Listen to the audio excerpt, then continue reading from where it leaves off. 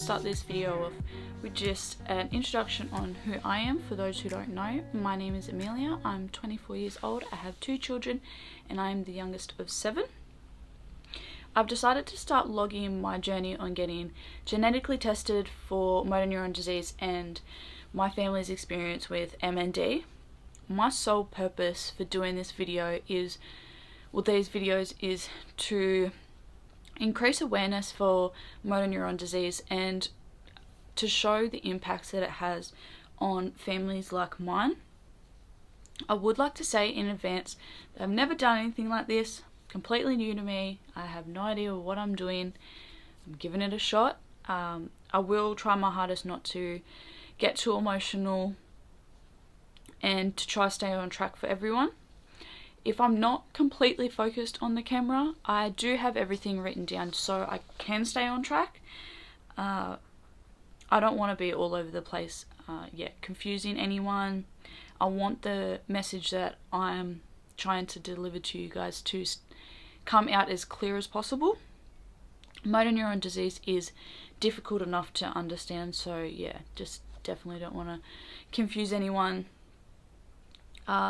I think I will start off by just explaining what MND is and what does it do. I do get quite a few messages asking, all different kinds of questions. So I thought I would give a quick rundown. So MND is a rapid terminal illness. I'm sure a lot of us know what terminal means. It affects the nerve cells, so the neurons as they're called, that control the muscles to enable us to move, to speak, swallow and breathe. Motor neuron disease is a name given to a group of diseases in which the neurons fail to work normally, muscles then gradually weaken and waste away, and the neurons degenerate and die. So it basically takes your ability away to move, to speak, eat, and you become a prisoner of your own body. How do you get MND? So MND is not contagious, you can't catch it. We don't actually know the real cause of MND. We do know 10% is familial and 90% is sporadic. To put them into categories, familial means that it is genetic, that it can be inherited due to a genetic mutation. Sporadic cases are without any identifiable cause, so it can happen to any single person. How it affects a person, everyone is completely different. One person's experience with motor neuron disease is not the same as the next. What researchers have shown is that there is 2 types of motor neurons. The upper neurons, which take the message from the brain to the spinal cord. The lower neurons, which take the message from the spinal cord to all our muscles. The disease can affect one or the other, or sometimes both, varies on person. MND affects our movement of our limbs, our ability to speak, swallow, and eventually breathe, whilst most of the time our brain actually stays intact. However, the MND doesn't affect our sensory neurons, which are the nerves that receive messages from what we see, what we touch, what we hear, what we smell, and what we taste.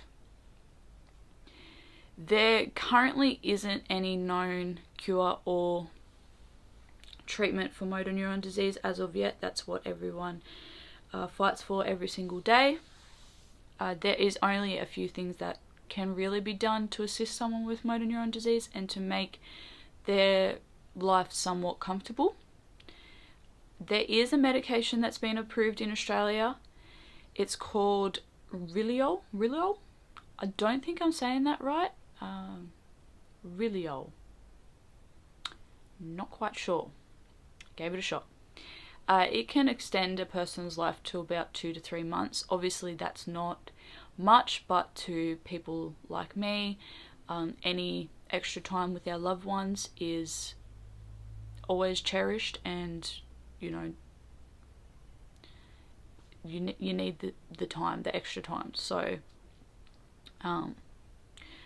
the average life expectancy is probably about 2.5 years. It obviously varies with every person, so people can live longer and people can live less.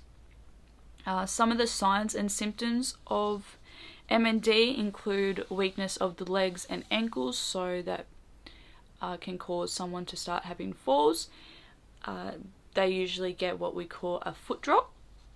A lot of the time people will get slurred speech, muscle cramps and twitches, and becoming weak in the hands and the arms.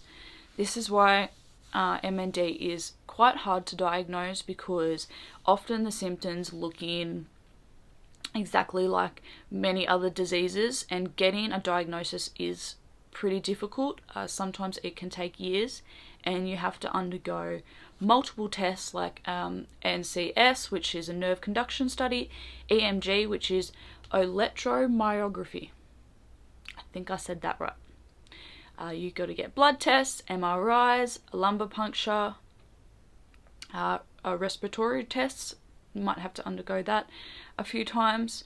It is a long and stressful journey, especially waiting for results of tests. You kinda, because there isn't just a one test that you can get done to diagnose MND, you have to do all these tests to kind of rule out a lot of other diseases.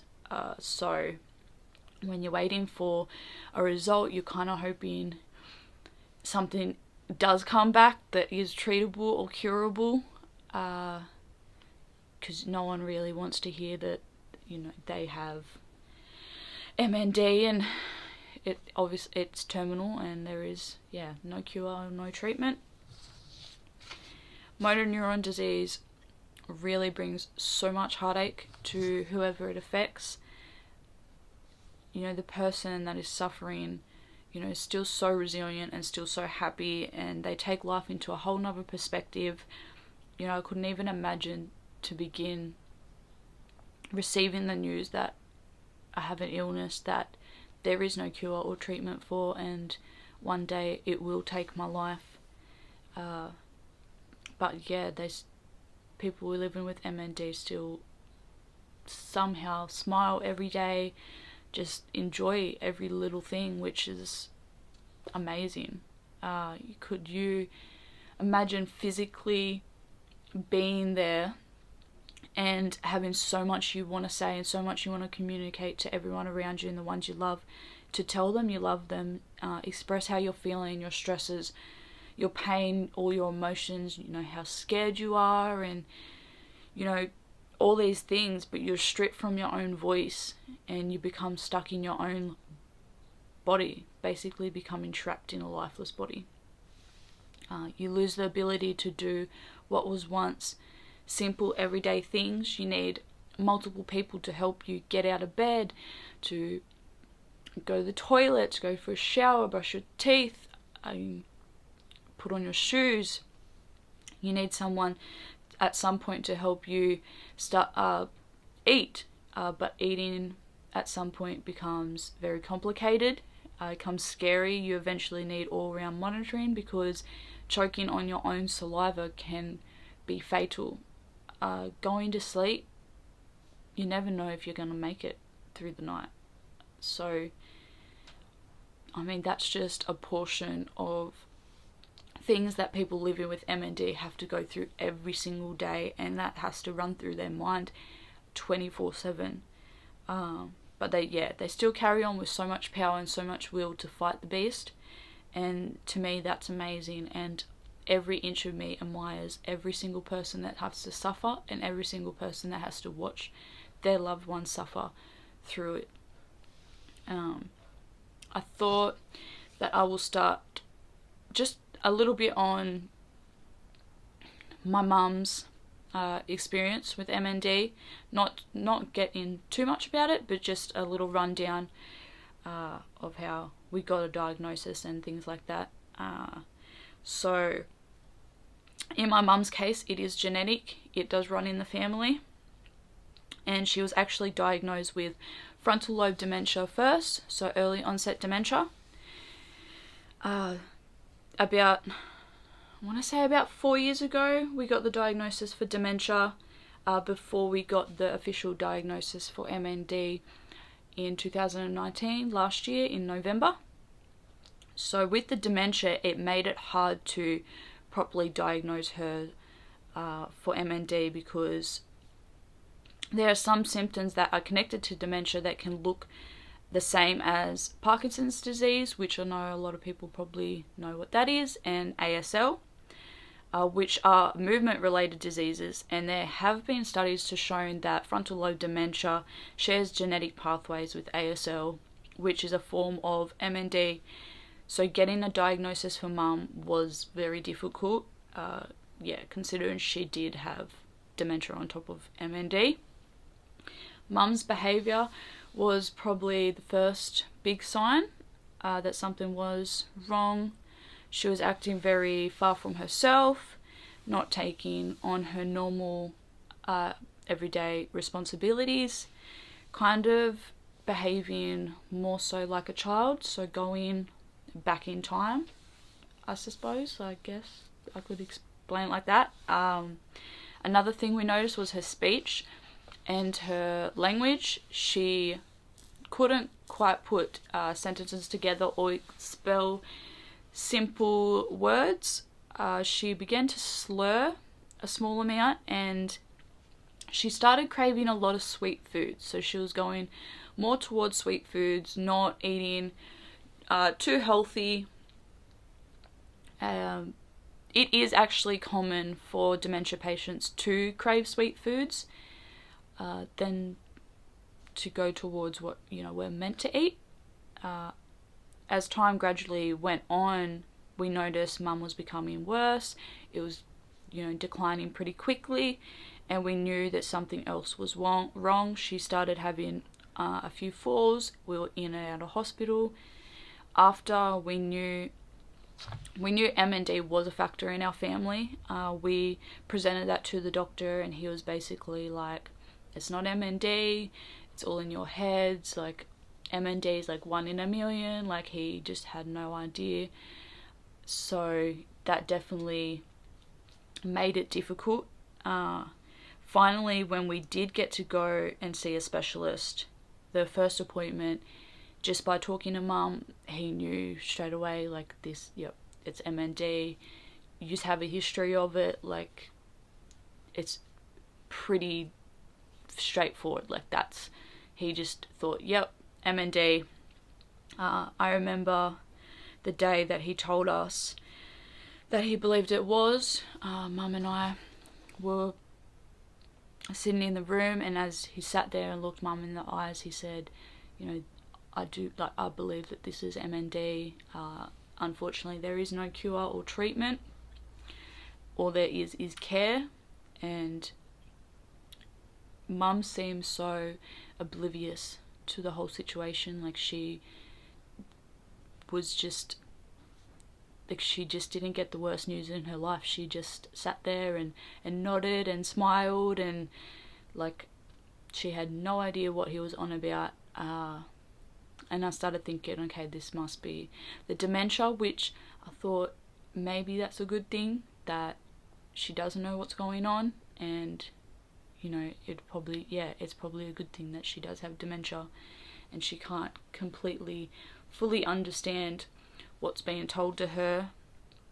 So the appointment ended, and we organised more appointments. We organised to go get a second opinion, because you do have to go get a second opinion to make sure, that's definitely it. And that's when we started undergoing all the tests and things to determine that it was, because he just went off by looking at her and talking to her that, yep, this is definitely MND.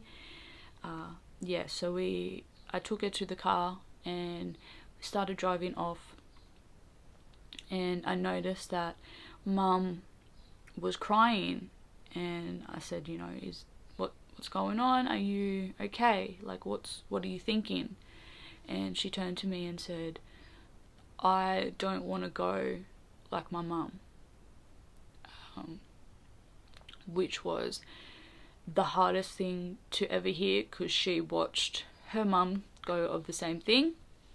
I I didn't have words to say, because what could you possibly say to someone that has just got the news that they have a terminal illness? At some point they will lose their life too. So I put into a service station and I just said, I'm just going to run in here and get you a drink and something to eat, because she could still eat at the time and she could still drink normal fluids at the time. And I went into the bathroom and just sat there for a minute and just cried, because I just thought, you know, like, I was going to lose my mum.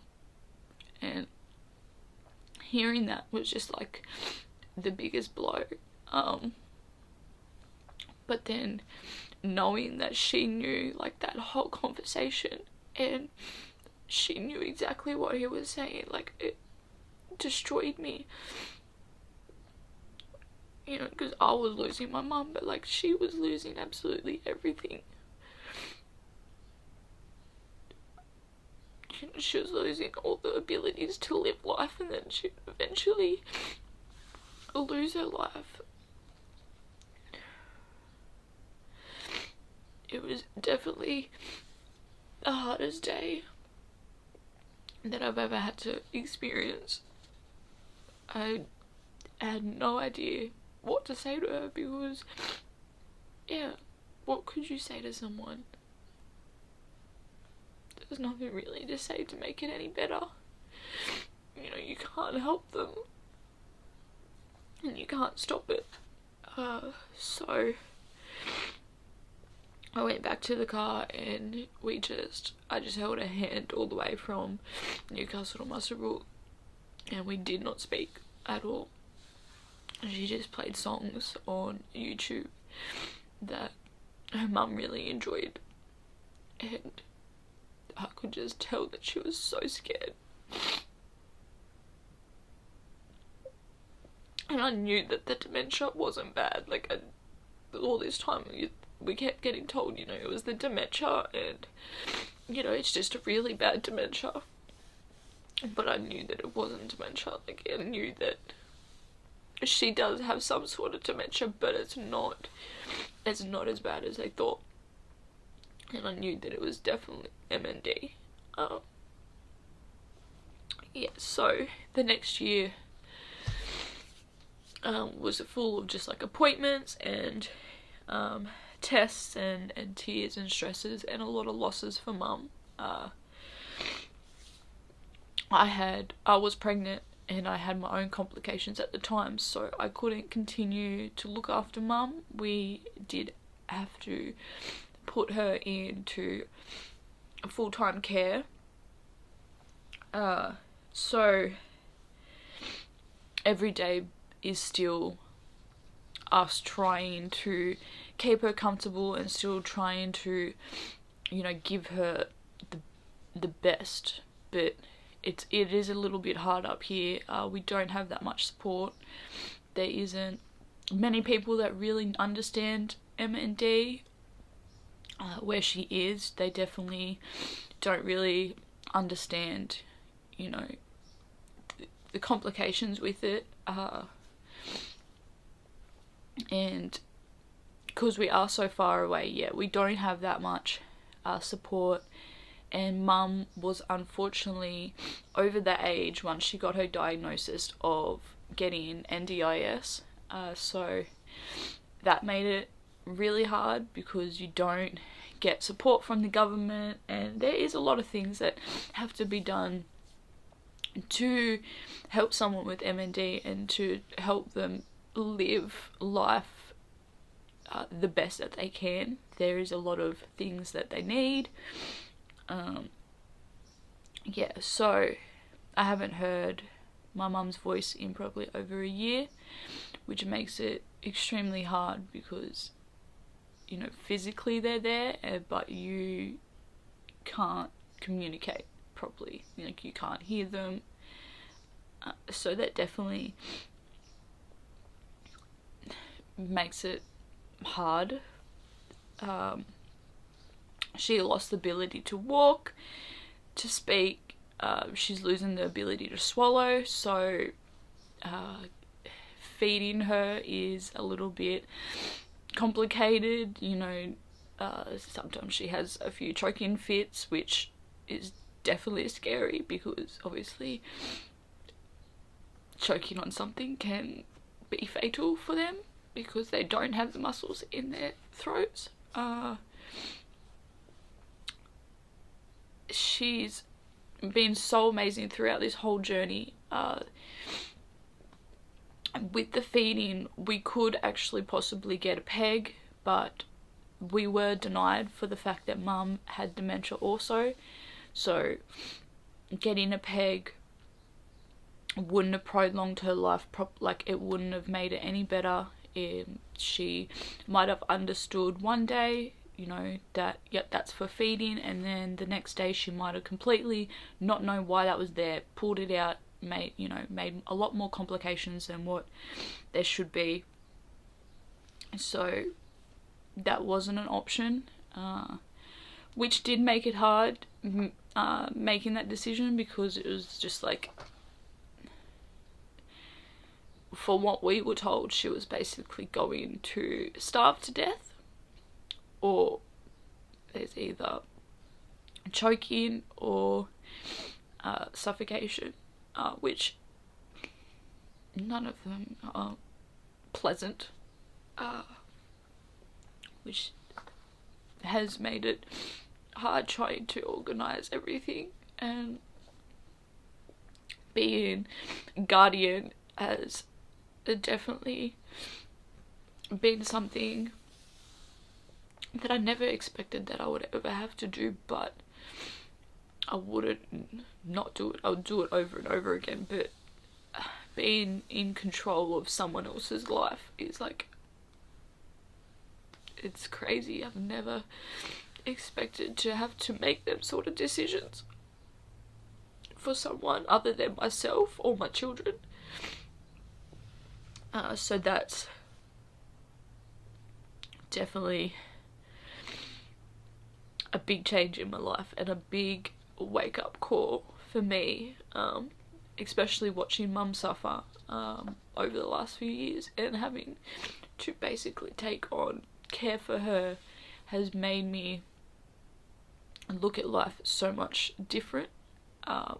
Everything that I did take for granted, I definitely don't take for granted now, even the small things. So yeah, it's definitely been difficult. The last 4 years has been full on. I wouldn't change it. I definitely wouldn't. I would do it all over again. You know, she raised me for however many years, like what was these few years out of my life to do for her. Like, it's nothing. Like I did mention before, it is unfortunately genetic in our family. So my great nan had it, and my nan had it, and now mum has it. So that means for myself and my brothers and sisters is that we can all be genetically tested. So we're all on our individual journeys. So this is mine, and I wanted to take everyone on my journey because I feel as if this is something that isn't really talked about. I mean, I never knew anything about it until I've gone through it. You feel as if you're very alone in it, and you're very lost. You feel that once, you know, you can talk about it over and over again to multiple different people, and they're not gonna really understand because they haven't gone through it.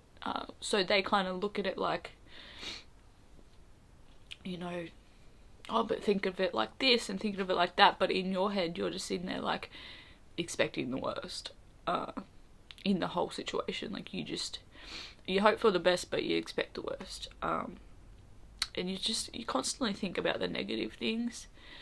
So you definitely feel alone in all of it. So I wanted to just show everyone just how, you know, the ups and downs and the ins and outs of it all, and hopefully I can help someone that is going through the same situation, or help anyone to really understand something like this can change a person's life, dramatically.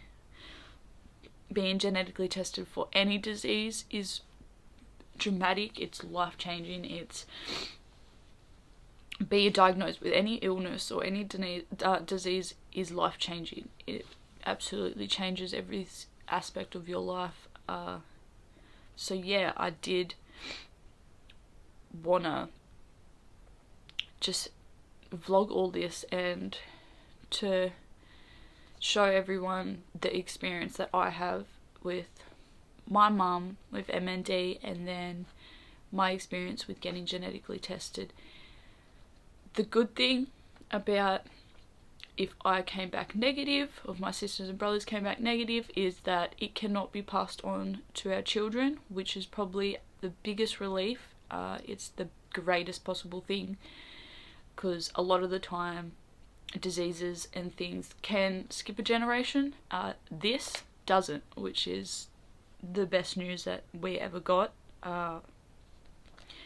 So the genetic testing is a process. You do a couple counselling sessions to make sure that you're in a stable mind frame and that you're making the right choice for yourself.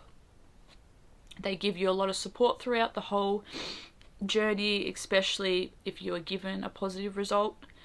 I've had my first appointment and now I am waiting for my next, which will be blood tests.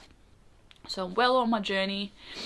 It came quicker than what I thought. I thought that I would be waiting a lot longer. I am glad that it is processing pretty fast, because I think walking around just constantly thinking, do I have this disease, am I going to get it, do I have I passed it on to my children, like constantly thinking that it puts you, physically and mentally drains you.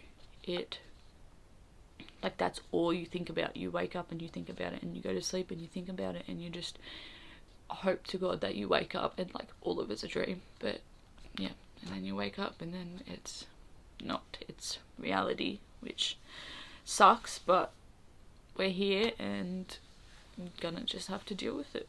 I will have mixed emotions along the way. I think anyone would, but I'm definitely 110% sure that's what I want. A lot of people don't go through with getting genetically tested. They'd rather just live their life, and if it comes, it comes, then deal with it then. But yeah, I definitely want to know 110% if I have it. Yeah, I would not be able to live not knowing. It would kill me every single day. So I'm excited to take everyone on my journey. Definitely. I'm nervous and I'm scared, but yeah, I want to raise a lot more awareness for MND and for genetically getting tested, because it's not known. It's not a lot of people want to talk about it. Not a lot of people know about it. Not a lot of people understand it. So yeah, that's my purpose. I'm doing all these. I will talk more about the process of genetic testing. I didn't want to slam everyone with too much information and overwhelm anyone. I'm overwhelmed every single day. I will put in the description below where you can donate, the events you can donate to and participate in. There is a few that happen throughout the year that are really good. Like, I'm sure a lot of people know of the Big Freeze. There's the Walk to Defeat MND. There's the Firefighter Climb. There's heaps of things. A lot of people know that you can get a beanie when in the winter. For MND, there's a lot of things that you can donate to and participate in, which are really good. They're fun, and it's for a great cause. So yeah, I'll list all them. There is websites for, the MND websites for New South Wales, Queensland, Victoria, SA, that you can go on and have a read of information, have a look at more stories that are like ours. There's quite a few stories on YouTube that are really emotional and inspirational. I love watching them because every person that suffers from MND, or every family member that has to watch someone suffer from it, they're amazing. Like, it's such a dramatic thing that happens, and it changes absolutely everyone that it affects, but in a good way. Like, you start to appreciate a lot more things more. People with MND start to appreciate the real little things. Like, mum loves getting her nails painted. Like, that's just something so little. She loves DVDs. Like, that's just something so little, but like, that is so greatly appreciated, and yeah, she loves it. I will say quickly that I was introduced to a girl a few months ago, from the New South Wales manager of MND Association. Her name is Caitlin, and her sister were unfortunately tested for MND, and it came back positive, and they lost their mum a few years ago. She's been a real big support for me. I can talk to her, if I feel like no one really understands. She completely understands. She's gone through it, and she's going through it. So she's been awesome. Such a great human. She's absolutely beautiful.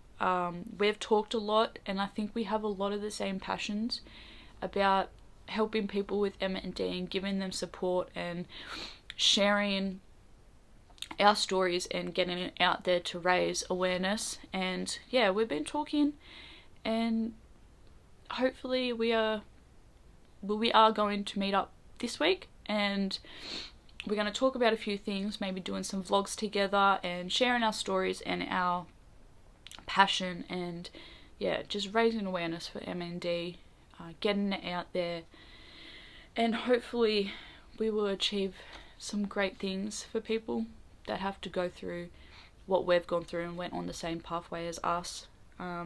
So yeah, I want to thank you all so much for taking the time to listen, and please, if you can, donate to research. The smallest bit goes a long way, or just a share around any social media platform, just so that more people know, and that we raise more awareness and educate people on what MND is and what does it do and how it affects everyone. And hopefully one day we do get to find a cure or a treatment and be done with this whole horrible beast. Like, that's just something that needs to just go. Like, it's not normal to live with. We're here and we're put on this planet to live life, and this disease takes that all away, and yeah, it's not good. But thank you so much, and hopefully I will see you all later. Thank you.